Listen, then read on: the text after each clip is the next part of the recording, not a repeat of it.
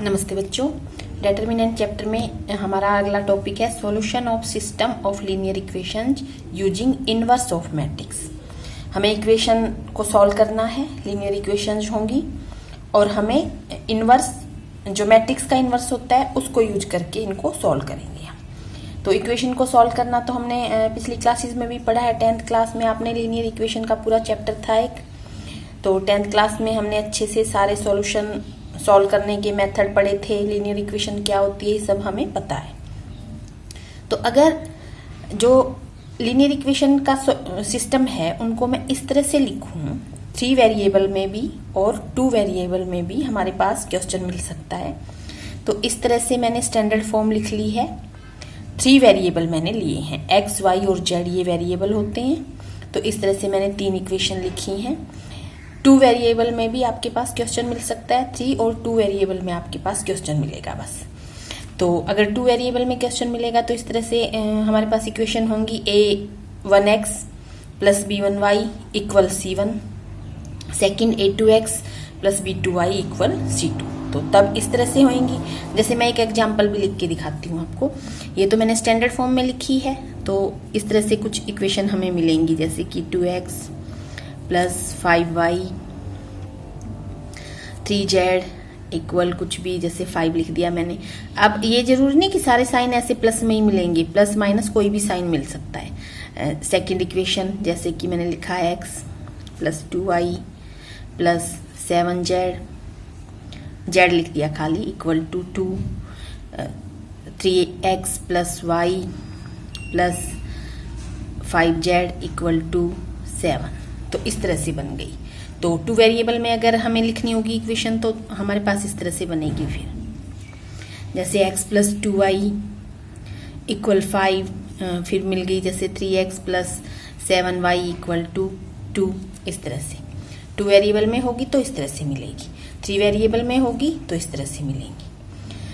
तो अब इसके बाद इस सिस्टम को जब हमें पता चल गया है कि लीनियर इक्वेशंस क्या हैं और किस तरह से हमारे पास मिलेंगी, 3 वेरिएबल में मिलेंगी आपके पास, आपके सिलेबस में 3 वेरिएबल या 2 वेरिएबल ही है। उसके बाद इस सिस्टम को, इक्वेशन का जो ये सिस्टम है उसको हम इस तरह से लिख सकते हैं, ax इक्वल b जो मैंने लिखा है। तो ये x और b क्या है पहले ये देखते हैं। देखो अब इस सिस्टम को देख के या ये दिया है इसको देख के हम 3 मैट्रिक्स बनाएंगे अलग अलग। एक मैट्रिक्स को A से डिनोट करेंगे, एक को X से और एक को B से। तो जो A मैट्रिक्स होगा हमारे पास उसको हम इस तरह से लिखेंगे। जो वेरिएबल हैं हमारे पास X, Y और Z, उनके जो कोफिशिएंट हैं उनको लेके हम रो बनाते जाएंगे। मतलब फर्स्ट इक्वेशन ये है और इसके ये वेरिएबल हैं x, y एंड z। इनके कोफिशिएंट हैं a1, b1 एंड c1। तो a1, b1 और c1 से हमारी फर्स्ट रो बन जाएगी। इसी तरह जो सेकंड इक्वेशन है उसके जो वेरिएबल हैं उनके कोफिशिएंट से सेकंड रो बन जाएगी, a2, b2 एंड c3। और इसी तरह से जो थर्ड इक्वेशन है उससे हमारी थर्ड रो बनेगी, उसके जो वेरिएबल के कोफिशिएंट्स हैं उनसे हमारी थर्ड रो बन जाएगी। इस तरह से बन गई। उसके बाद जो x है, x जो मैंने लिखा है, x मैट्रिक्स क्या होगा? x मैट्रिक्स एक कॉलम मैट्रिक्स होगा, उसमें एक ही कॉलम होगा बस, और जो वेरिएबल हैं हमारे पास वो उनका मैट्रिक्स बनेगा, कॉलम मैट्रिक्स बनेगा। और वेरिएबल अब क्या है, एक्स वाई जेड हैं, तो इनका मैट्रिक्स बनेगा। इस तरह से हम लिखेंगे और ये कॉलम मैट्रिक्स होगा। कॉलम मैट्रिक्स क्या होता है? जिसमें सिर्फ एक ही कॉलम हो, रो कितनी भी हो सकती है। अब इसमें रो तो 3 है, 1 2 3 और कॉलम 1 है। और इसी तरह जो बी मैट्रिक्स है, बी लिखा है मैंने, वो भी कॉलम मैट्रिक्स ही बनेगा।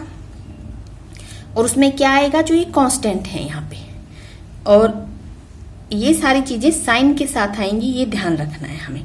अगर ये कांस्टेंट यहाँ पे माइनस का हो, जैसे यहाँ पे -5 हो तो -5 ही आएगा। यहाँ पे जैसे x है, x के साथ -2 हो तो यहाँ पे -2 ही आएगा, तो साइन के साथ आएगा, ये ध्यान रखना है। तो b क्या बताया मैंने? b एक कॉलम मैट्रिक्स ही बनेगा। किसका? d1, d2 और d3 का, कांस्टेंट्स का।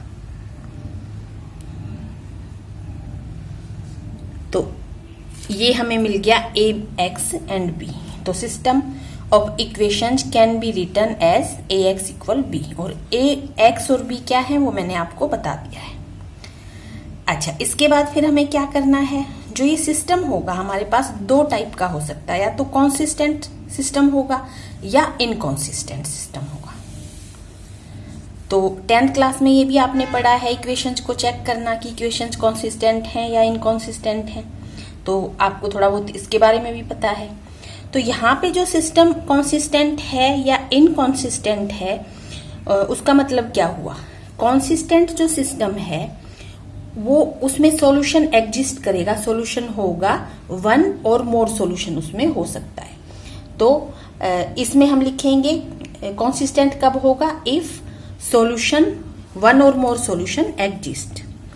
कॉन्सिस्टेंट तब होगा इफ वन और एक भी हो सकता है सॉल्यूशन, ज्यादा भी, मोर सॉल्यूशन एग्जिस्ट। अगर सॉल्यूशन एग्जिस्ट करता है तो सिस्टम कॉन्सिस्टेंट है, वो भी हम चेक करेंगे कि कैसे पता चलेगा हमें। और इनकॉन्सिस्टेंट में हम क्या लिखेंगे, सॉल्यूशन डज नॉट एग्जिस्ट, अगर सॉल्यूशन ही ना मिले हमें, if solution does not exist. ये हम 10th क्लास में भी करा है, इसके बारे में थोड़ा बहुत, डज नॉट एग्जिस्ट पूरा चैप्टर है। तो ये हमें क्या मिल गया, कॉन्सिस्टेंट या इनकॉन्सिस्टेंट सिस्टम कब होगा, एक या एक से ज्यादा, मतलब ज्यादा सॉल्यूशन। जो इक्वेशंस है 10th क्लास में हमने पढ़ा है कि यूनिक सॉल्यूशन मिलेगा लीनियर पेयर में, या इनफाइनाइटली मैनी सॉल्यूशन मिलेंगे, मतलब वन और मोर सॉल्यूशन एग्जिस्ट होगा, तो कॉन्सिस्टेंट सिस्टम। और जब पैरेलल लाइन जाती थी, जो हम लीनियर पेयर में जो इक्वेशन पढ़ते थे, जब पैरेलल लाइंस थी, तो उस कंडीशन में क्या होता था, नो सॉल्यूशन। तो सॉल्यूशन जब एग्जिस्ट नहीं करेगा तो इनकॉन्सिस्टेंट। तो ये चीजें हैं जो पीछे आप थोड़ी बहुत याद नहीं है, तो आप पीछे के जो चैप्टर हैं, पीछे की क्लासेज में जो आपने उनसे रिलेटेड चैप्टर किए हैं, तो आप थोड़ा सा उनको रिवाइज कर सकते हो। तो ये हमें मिल गया है। इसके बाद हम कैसे यहाँ पे कैसे चेक करेंगे और किस तरह से हम इनवर्स की हेल्प से इनको सॉल्व करके लिखेंगे इक्वेशंस को, तो देखते हैं अभी। तो अब कैसे चेक करेंगे कि जो सिस्टम हमें दे रखा है इक्वेशंस का वो कॉन्सिस्टेंट है या इनकॉन्सिस्टेंट है। तो उसके लिए सबसे पहले ये हमें पता चल गया है कि ए बी सी क्या था, ये मैंने अभी बताया आपको। जो ये हमने लिखा, इसमें ये ए है, ये बी है और ये एक्स है, सी नहीं एक्स। तो ये मैट्रिक्स हमें पता चल गया। तो जो ए मैट्रिक्स है, जो ए मैट्रिक्स बनेगा, पहले तो हम ए मैट्रिक्स बना लेंगे। तो जो ए मैट्रिक्स बनेगा उसका हम डेटर्मिनेंट निकालेंगे। If determinant of A is not equal to 0, तो क्या होगा, ए क्या होता है, नॉन सिंगुलर मैट्रिक्स होता है। जब ए का डेटर्मिनेंट 0 के इक्वल नहीं है तो ए इज नॉन सिंगुलर मैट्रिक्स। और अगर ये नॉन सिंगुलर मैट्रिक्स आ गया, इस तरह से आ गया, तो जो सिस्टम है इक्वेशंस का वो कॉन्सिस्टेंट है और उसका यूनिक सॉल्यूशन है। ये वाली सिचुएशन मिल गई, ये वाली कंडीशन अगर हमें मिल गई, तो system is consistent,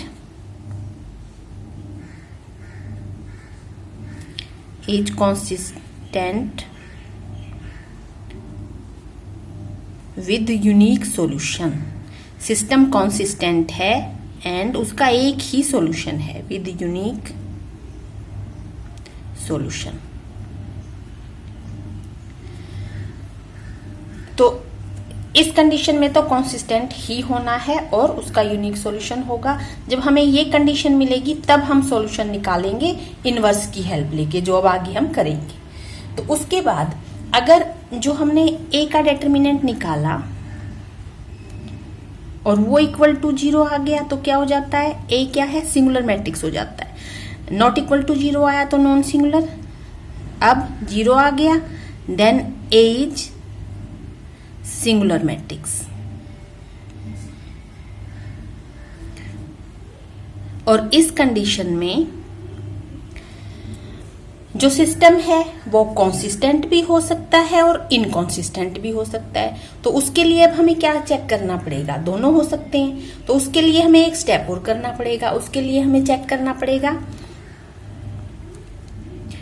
adjoint of ए को बी से, बी जो मैट्रिक्स बना था, बी मैट्रिक्स जो हमने यहाँ पे बनाया था, बी मैट्रिक्स ये, तो बी मैट्रिक्स से ए का पहले जो ए मैट्रिक्स बना है उसका एडजॉइंट निकालना पड़ेगा, पीछे हमने एडजॉइंट निकाला है, फिर उसको बी से मल्टीप्लाई करना पड़ेगा, और ये मल्टीप्लाई करके जो नया मैट्रिक्स बनेगा, ये सब करने के बाद अगर वो not equal to O matrix भी हमने अभी पीछे ही 2-3 क्वेश्चन किए थे 4.5 के, उसमें पढ़ा था, जिसके हर एक एलिमेंट 0 है। Adjoint A multiply by B matrix करके not equal to O matrix यानी कि नॉट इक्वल टू 0 मैट्रिक्स आए तो सिस्टम इनकॉन्सिस्टेंट है विद नो सॉल्यूशन। सिस्टम के पास कोई सॉल्यूशन नहीं है और सिस्टम इनकॉन्सिस्टेंट है। System is inconsistent and no solution।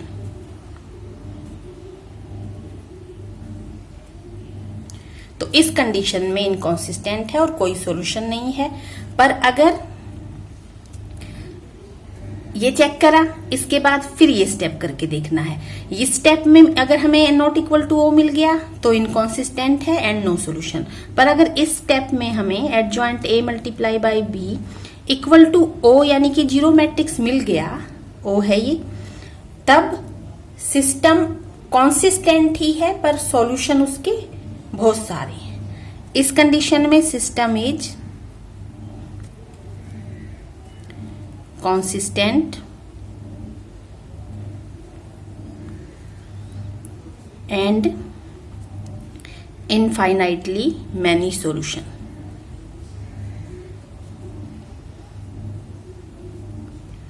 ये चीज ध्यान से देखनी है और समझ आनी चाहिए। अच्छा, अब हमें जब सॉल्यूशन निकालना है, हमें तो सिर्फ इस कंडीशन में सॉल्यूशन निकालना है। इस कंडीशन में सॉल्यूशन नहीं है, हमें निकालना नहीं आएगा इस तरह का कोई क्वेश्चन। पर अगर हमें निकालना पड़े तो अगर कोई क्वेश्चन ऐसा आए भी बाई चांस, वैसे नहीं है आपके सिलेबस में, तो हमें क्या करना पड़ता है, किसी भी एक वेरिएबल को हम किसी रियल नंबर से पहले इंटरचेंज कर देते हैं, फिर जो इसका मेथड है, इस वाले का जो मेथड अब करेंगे, उसी से हमें सॉल्यूशन निकालना पड़ता है।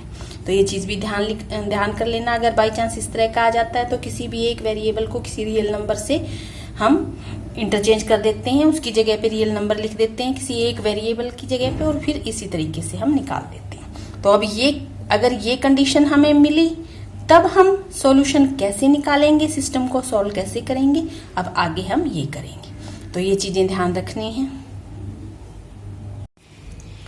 4.6 एक्सरसाइज देखते हैं। Classify the following system of equation as consistent और इनकॉन्सिस्टेंट। सिर्फ यही हमें बताना है फर्स्ट से लेके 6th क्वेश्चन तक। तो फर्स्ट हम लिखते हैं x + 2i।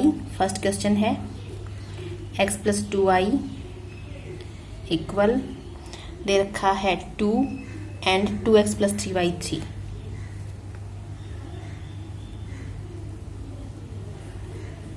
तो इस तरह से हमें इक्वेशन दे रखी है।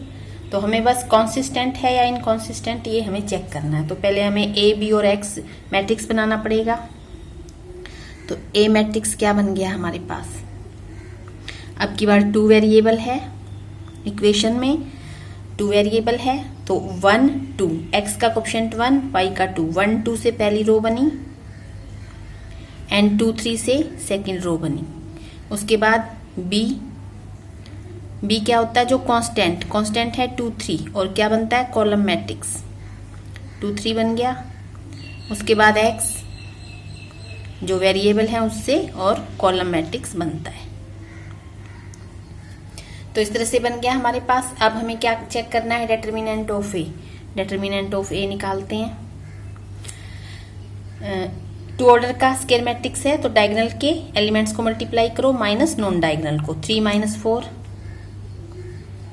-1 आ गया तो determinant of A is not equal to 0 मिल गया, तो ए क्या मिल गया, नॉन सिंगुलर मैट्रिक्स मिल गया।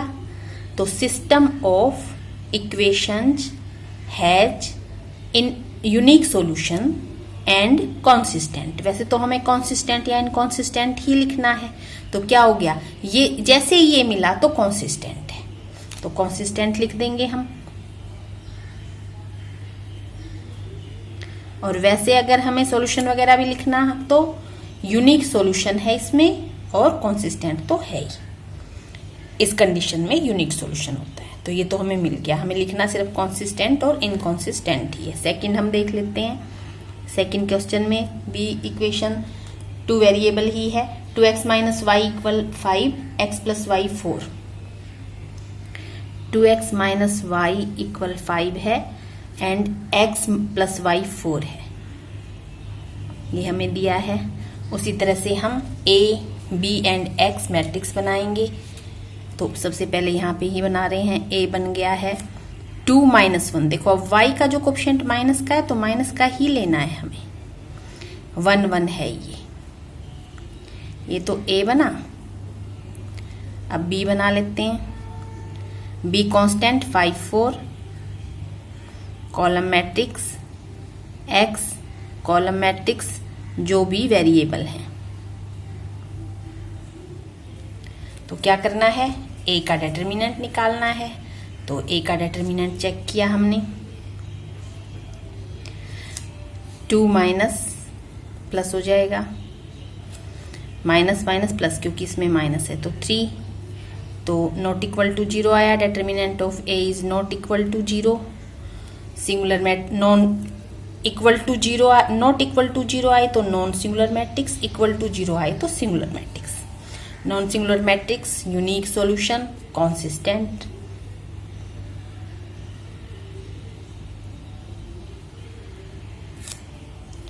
ये भी कॉन्सिस्टेंट मिला। थर्ड, अभी सॉल्यूशन नहीं निकालने, बस चेक करना है। 6 तक जो क्वेश्चन है उनमें सिर्फ चेक करना है। तो थर्ड हमें दे रखा है x plus 3y equal 5, 2x plus 6y equal to 8। x plus 3y equal 5, 2x plus 6y equal 8। तो ये मिला हुआ है। तो सबसे पहले a मैट्रिक्स बनाते हैं। इसमें भी 2 वेरिएबल ही है, 1 3 2 6। b मैट्रिक्स बनाते हैं 5 8। x मैट्रिक्स बनाते हैं x y। a का डिटर्मिनेंट निकालते हैं।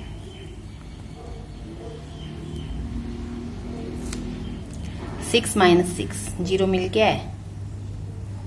तो डिटर्मिनेंट ऑफ a इक्वल 0 मिल गया हमें। तो a कौन सा मैट्रिक्स है, सिंगुलर मैट्रिक्स हो गया। और इस केस में ये जब आ जाए तो हमें क्या करना पड़ता है, हमें एडजॉइंट a और मल्टीप्लाई b और करना पड़ेगा। तो पहले तो हमें एडजॉइंट a निकालना पड़ेगा।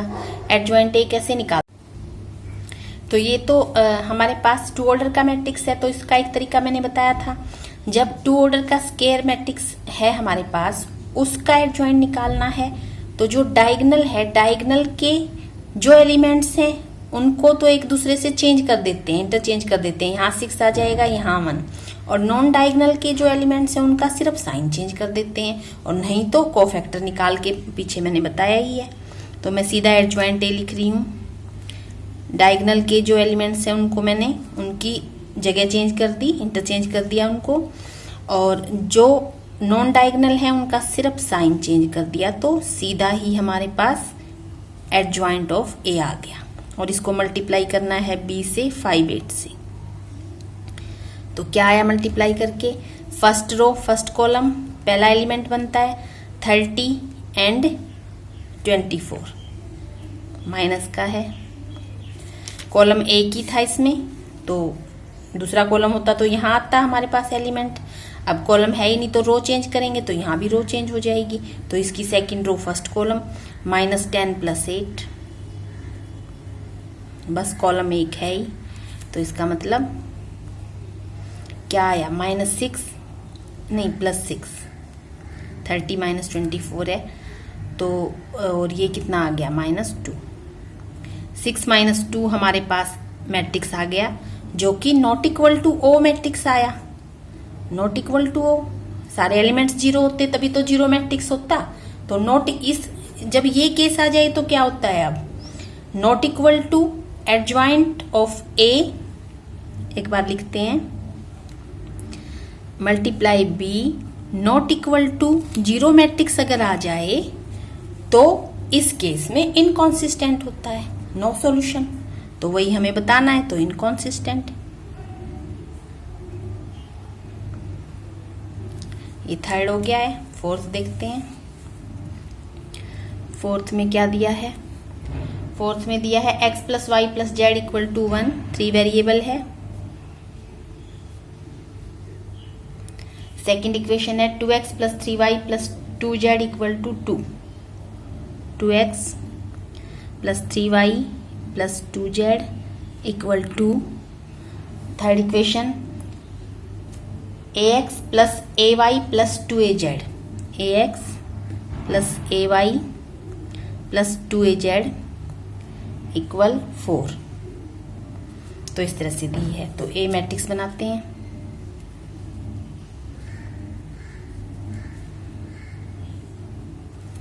वन 1 1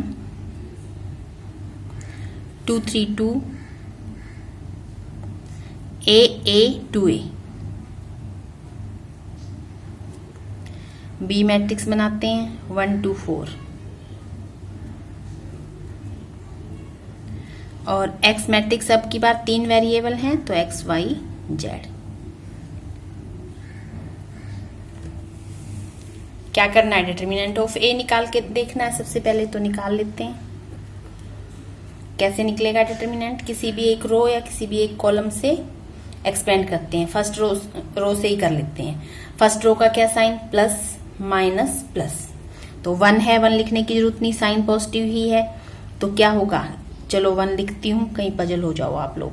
1, इसको हटाते हैं, 1 जिस रो और जिस कॉलम का एलिमेंट है उसको हटाते हैं। ये और ये हटा दिया तो ये जो बच गया, ये मल्टीप्लाई बाई ये माइनस ये मल्टीप्लाई बाई ये, तो ये क्या बन गया 6a माइनस में 2a। ये क्या बच जाता है, जैसे ये बच गया, ये और ये हटाने के बाद ये एक 2 ऑर्डर का मैट्रिक्स ही बच जाता है, स्क्वायर मैट्रिक्स। और उसका डिटरमिनेंट कैसे निकालते हैं हम, ये मल्टीप्लाई बाई ये माइनस ये मल्टीप्लाई बाई ये। सेकंड माइनस का साइन, -1 लिखा। अब की बार ये और ये हटाएंगे तो ये हो जाएगा 4a minus 2a। Third plus का 1, थर्ड का साइन पॉजिटिव होता है, ये और ये हटाएंगे अब की बार तो ये 2a माइनस 3a। तो क्या आ गया है 6a माइनस 2a 4a, ये माइनस है, 4a minus 2a 2a, and ये माइनस का a आ जाएगा। तो क्या आ गया 4a माइनस 3a, a आ गया। नॉट इक्वल टू 0, a तो नॉट 0 के इक्वल थोड़ा है, तो not equal to 0, not equal to 0 आ गया है, तो इसका मतलब कॉन्सिस्टेंट।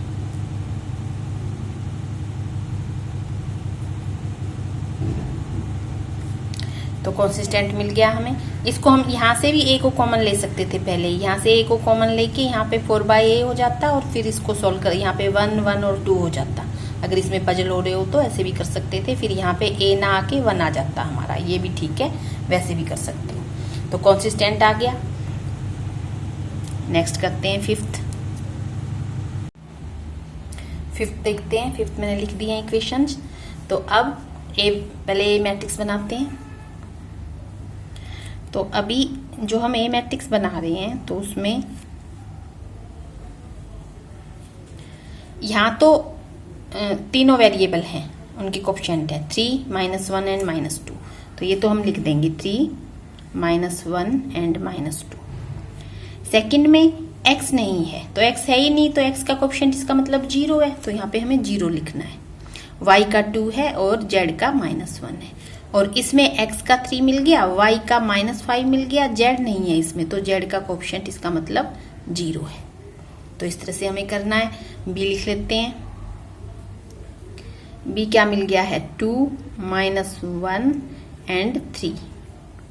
साइन के साथ लिखना है बताया था मैंने। और एक्स मैट्रिक्स तो जो भी वेरिएबल होते हैं एक्स वाई जेड तो उसी का हम बनाते हैं। तो क्या करना है डिटरमिनेंट निकाल के देखते हैं सबसे पहले। तो इससे कर लेते हैं फर्स्ट कॉलम से। एक तो 0 है ही तो यहाँ पे प्लस का साइन, माइनस का यहाँ पे प्लस का, तो दोनों प्लस के आएंगे। 3 लिखा हमने। इसे और इसे हटाएंगे तो ये 0 और माइनस +5 हो जाएगा, तो -5। -5 और -1 +5 और माइनस का साइन आता ही है।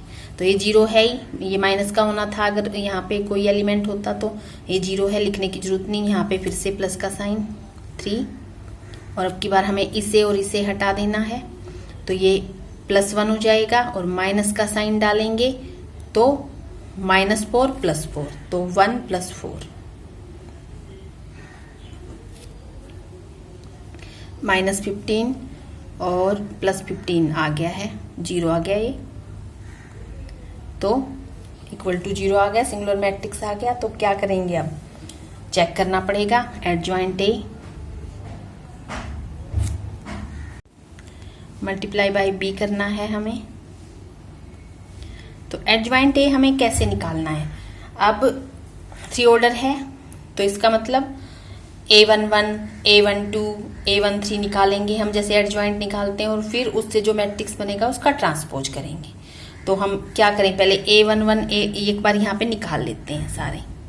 A11 निकालेंगे तो A11 मतलब फर्स्ट रो के फर्स्ट एलिमेंट और फर्स्ट कॉलम के फर्स्ट एलिमेंट A11। क्या A11 मतलब ये वाला जो है हमारे पास A11, ये वाला जो एलिमेंट है इसका कोफैक्टर। तो ये किया है हमने, पूरा कोफैक्टर और माइनस किए हैं। तो A11 क्या निकलेगा, साइन हमें लगाना है, इसमें एलिमेंट नहीं लगाना होता। तो इसका साइन प्लस का है तो ये हटाया हमने और ये हटाया तो क्या बनेगा, ये 0 और ये साइन प्लस का लगा दिया, 3 नहीं लगाना अब इसमें बस। और ये हट गया तो ये तो 0 हो गया और बीच में माइनस का साइन और ये +5 तो -5 आ गया। A12 यहाँ पे निकालेंगे। अब साइन इसका माइनस का होगा, माइनस का साइन हम लगाएंगे जब बना लेंगे एक बार। और ये हटेगा और ये हटेगा तो ये तो 0 और -3 +3 हो गया, पर हमें माइनस का साइन लगाना है क्योंकि सेकंड का साइन माइनस का होता है। फिर A13 हम लिखेंगे। ये मैंने समझाया हुआ है पीछे अच्छी तरह से, अगर पजल हो रहे हो तो जो पिछली वीडियो जिसमें मैंने कोफैक्टर के बारे में बताया है या एडजॉइंट वाला भी देख सकते हो आप, जिसमें एडजॉइंट निकालना बताया है, वो आप चेक कर सकते हो। अब की बार प्लस का साइन था, माइनस प्लस का साइन लगेगा, ये हटाएंगे और ये हटाएंगे, ये 0 और -6 तो -6 ही हो जाएगा क्योंकि साइन प्लस का ही लगना है। A21 का साइन माइनस होता है, ये प्लस है तो माइनस। कोई भी साथ वाले साइन एक जैसे नहीं होते, बस ये प्लस का होता है, याद रखो। इसके साथ वाला ये है तो ये माइनस का होगा, इसके साथ वाला ये है तो ये माइनस का होगा। ये अगर हमें याद रह जाए इसका साइन प्लस है तो सारे का साइन हम बना लेंगे खुद से। तो अब की बार ये हटाएंगे, ये हटाएंगे, ये 0 माइनस का साइन और 10, ये तो प्लस हो जाएगा तो -10 हो गया। तो साइन हमें भी माइनस का लगाना है तो इसका मतलब +10। फिर से चेक करते हैं।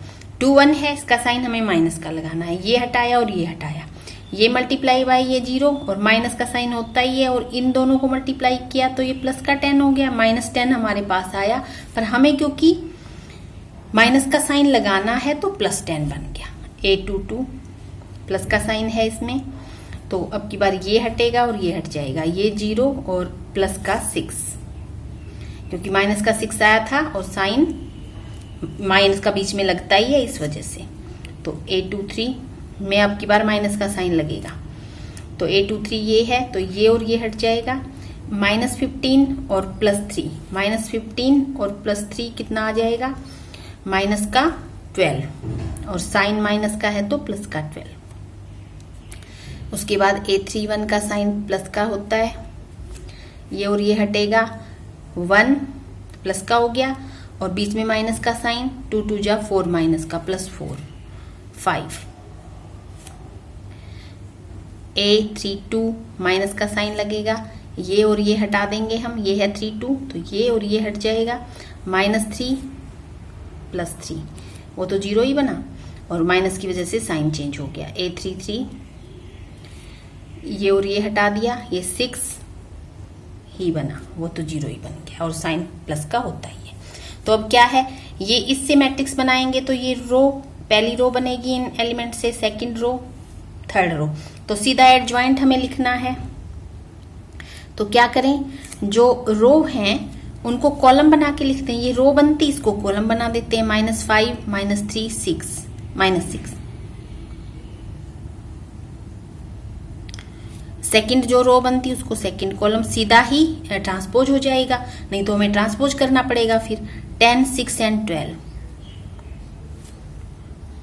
5 3 एंड 6। तो पीछे जो हम टॉपिक करते जा रहे हैं, जब तक वो आपको अच्छे से नहीं आपने अगर किए हैं तो आगे नहीं आप समझ पाओगे। अब आपको एडजॉइंट पता होना चाहिए, कोफैक्टर पता होना चाहिए ये समझने के लिए। तो ये मिल गया हमें, एडजॉइंट मिल गया हमें ए का। अब हमें क्या करना है, इसको बी से और मल्टीप्लाई करना है, हमें तो ये निकालना है।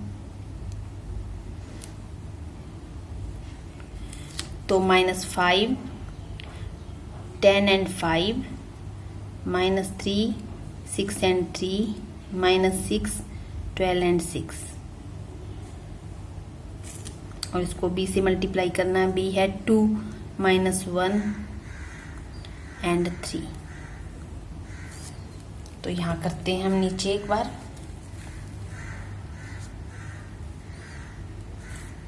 फर्स्ट रो फर्स्ट कॉलम, -10 -10 +15 और है ही नहीं, रो चेंज होएगी तो यहाँ भी रो चेंज, क्योंकि कॉलम में एक ही है। -6 +9 थर्ड रो, -12 +18। तो ये मिल गया, नॉट इक्वल टू ओ मिला है, जीरो मैट्रिक्स के इक्वल तो नहीं मिला। ये -20 और ये प्लस का 15 तो माइनस का 5 मिल गया, और ये -12 और ये 9 तो माइनस का 3 मिल गया। और इसके बाद ये 24 और ये 18 तो कितना मिल जाएगा, माइनस का 6 मिल गया। तो ये मिला है जो कि not equal to O matrix यानी कि जीरो मैट्रिक्स के मिला है। तो not equal to O matrix मिल गया तो system of equation is inconsistent.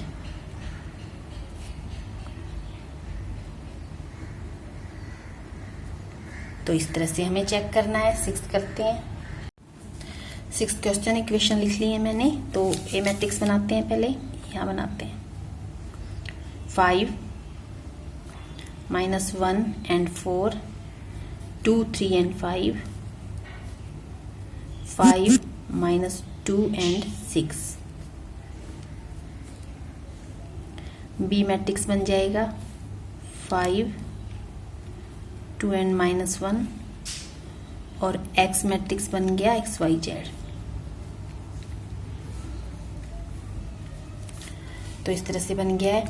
तो अब क्या करेंगे, सबसे पहले ये डिटर्मिनेंट ही निकालते हैं। फर्स्ट रो से निकाल देते हैं 5, इसको हटा देंगे 18 और -10 तो +10 हो जाएगा क्योंकि ये माइनस का आएगा।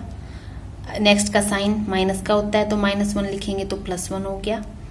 और अब की बार इसको हटाना है तो 12 -25 प्लस का साइन, इसको हटाना है तो -4 एंड -15 -4 है ये 4 एंड -15। तो क्या आ गया 28 मल्टीप्लाई बाय 5 करेंगे तो 140 एंड ये माइनस का 13 बचा और ये कितना बचेगा 4, ये माइनस का 19 बन जाएगा और मल्टीप्लाई बाय 4 करेंगे तो माइनस का 76। तो क्या आ गया 140 माइनस माइनस के क्या बन गए 9 और 89, और इसमें से माइनस करेंगे तो 10 माइनस 9 1 एंड 5 51 आ गया। तो 51 इज नॉट इक्वल टू 0, तो इसका मतलब ए क्या है, नॉन सिंगुलर मैट्रिक्स मिल गया, तो कॉन्सिस्टेंट मिल जाएगा सिस्टम ऑफ इक्वेशन, कॉन्सिस्टेंट। तो इस तरह से करना है। अब जो सेकंड क्वेश्चन है उसमें जो कॉन्सिस्टेंट है, अब बस हम कॉन्सिस्टेंट और इसको चेक करेंगे, जिसमें determinant of A is not equal to 0 आ गया, उसका हमें सॉल्यूशन भी निकालना है इनवर्स का यूज करके। अब जो नेक्स्ट क्वेश्चन है उसमें हम करेंगे।